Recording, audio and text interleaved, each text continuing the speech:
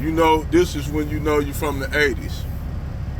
When you remember when you remember Quincy, you remember Kojak, the old Kojak. Now you know the old Kojak, Tony Savalas.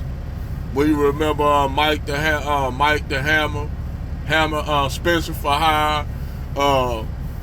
You remember what Earl Wolf, the Dukes of Hazzard, Knight Rider, Miami Vice. When you remember all them shows that came on in the 80s, and then Saturday morning cartoons with what? He-Man, Silverhawks, Transformers, the animated movies, the original animated show. When you could go back, remember G.I. Joe, motherfuckers be shooting at them, they don't never hit no target. You just hear that noise. Don't never hit shit. But you know who's my nigga on out of all the characters on G.I. Joe, the G.I. Joe team, four of my favorite characters, man. Shipwreck, Destro, Zartan, and Leatherneck. And Snake Eyes.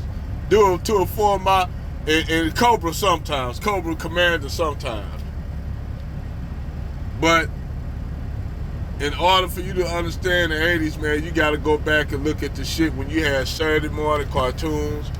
Nintendo just came out. This before Sega, the Sega drop. Sega dropped what 5 years later. Then after that, you had what, Sega Saturn. You had then Sega Genesis.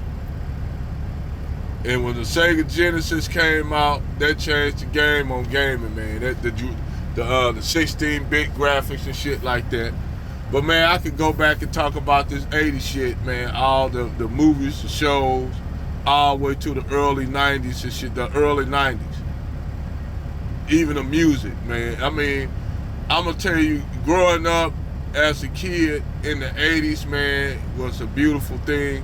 I'm telling you, if it's a time that I would wish I could relive the 80s, all the way back when you had fucking E.T. came out, you had what? You had what? Commando came out, Predator, Alien, man. You had a lot of shit, movies and shit, and shows and shit.